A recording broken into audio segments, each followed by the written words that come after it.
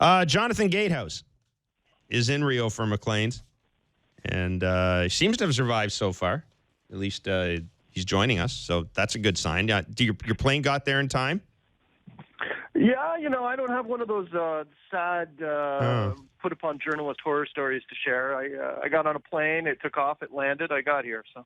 Yeah, it's funny. You know what? I've never had those either. Toilet always flushed, bed was always made, shower always worked, although I wasn't in Sochi. So, put an asterisk there. Yeah.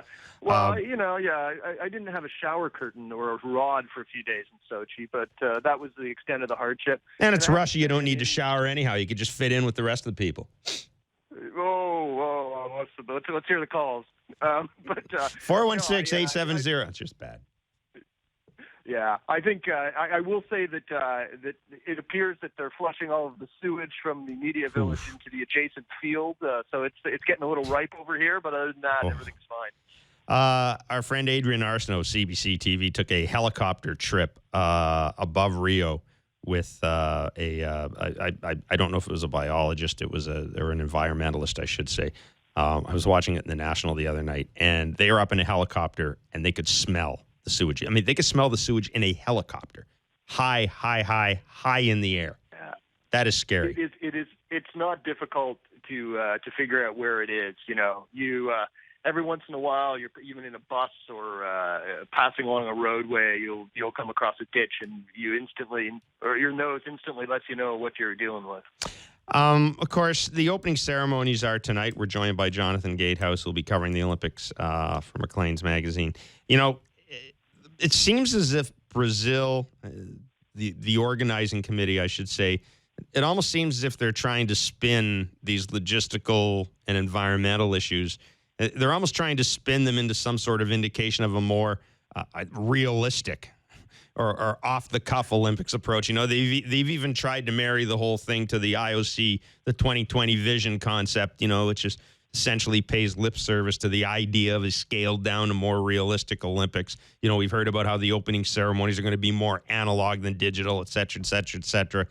How much of that is fact, and how much of it is just, as I said, just panic spinning of a situation that really isn't that good?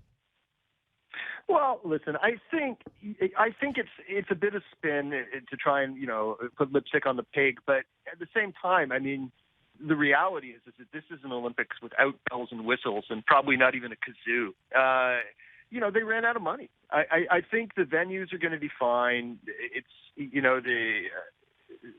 the competition itself. That's where the money's been put into, and I think it's going to go off fine. And the venues, especially those like down in Copacabana, are really spectacular. At least the backdrop is spectacular.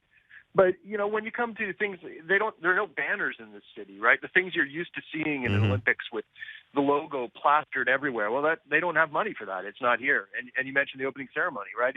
It's going to be, I think, relatively bare bones, and they can't hide it because they just don't have the resources to deal with it. In conversation with Jonathon Gatehouse and MacLean's, what are your initial reactions, or what were your initial your initial takeaways when you got to Brazil and you got out to see some of the facilities or the Olympic Village, or just getting out and about? Did you detect a thing that's just kind of a bubbling, brewing mess, or are we, Jonathon, talking about what we usually talk about at the Olympics? Every Olympics is going to be a calamity. There's going to be a terrorist attack. Things are going to fall apart. Cars aren't going to run, planes aren't going to fly, buildings aren't going to build, whatever it is, and stuff generally ends up coming off okay. Are you detecting any difference with this? No, I think it's really the latter, Jeff. This is going to go off. It's going to be fine. The athletes are going to perform. They're going to win medals, and everyone will instantly forget about all of the whining and carping and calamities that have been predicted. There are problems, as I say. The sewage is an obvious one. Transportation. This is a really sprawling, spread out city, and the venues are spread out, and getting from place to place for both for athletes and for media and for the people, the spectators, is going to be difficult.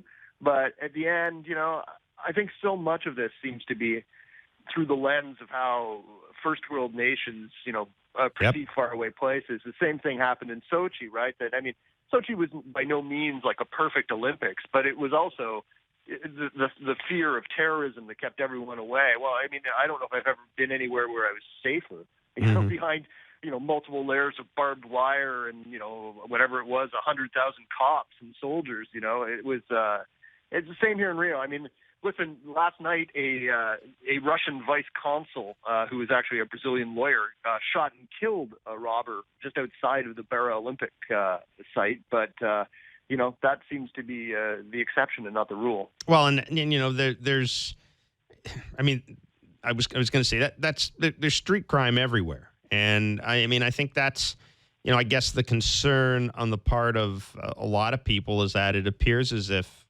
Brazil, it's not just necessarily terrorism and the threat of a major attack, but it's the whole aspect of street crime. But people have been in cities where that had a reputation for street crime, places like Athens and things like that. And there are always going to be isolated incidents of people having money stolen or being pickpocketed or whatever.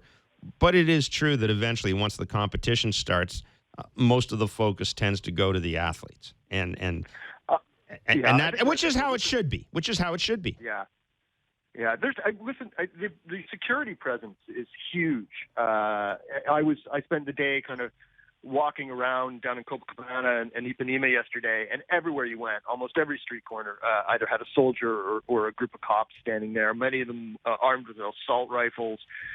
I don't think you don't feel unsafe here. I don't think tourists are going to feel unsafe. I don't think that there's that the incidents. I mean, this thing last night outside of the bar of the Olympic site was like a Jason Bourne takedown. I mean, this couple of guys on a motorcycle tried to come up and mug this guy and his family while he was caught in traffic in the car, and he fought them off using his jiu-jitsu skills, disarmed one of them, and shot him with his own gun. That's awesome. I mean, that's pretty spectacular, but again, I think that's going to be the exception. And he's a lawyer? He is a lawyer. I think he's in Lawyer Hall of Fame now. I was going to say, that's a guy I want. That's a guy I want when I get a speeding ticket. Jonathon, the IOC yesterday decided to approve the entry of, I think, 270, something like that, Russian athletes after an international court of arbitration ruled against barring athletes with prior doping sanctions from competing. We're now in a position where there could be individual appeals of bans launched. We could essentially find ourselves going into an event where all of a sudden here comes, a Russian athlete wins his appeal and finds himself in the middle of the event. How much of an issue is this for the IOC, and how much is the whole question of steroids and drug testing hanging over these Olympics? Because it seems in a lot of ways it's always been an issue. We've always talked about it, but at least my experience in Beijing and London was it wasn't as out front as it is now. Well, yeah, I think it's no longer a dirty secret, right? It's out in the open, and people have to deal with it. Predictably enough, the IOC lacked the moral courage to go the distance and do what they should have done in banning Russian athletes. They punted it to the various federations who, as you know, are not exactly paragons of virtue themselves. Mm-hmm. So I think you can be relatively confident that this is going to be a cleaner games than it might have been otherwise. It won't be clean. They never are. But, there's the willing suspension of disbelief that takes over for fans and for the media. Things happen all the time in sports that are too good to be true.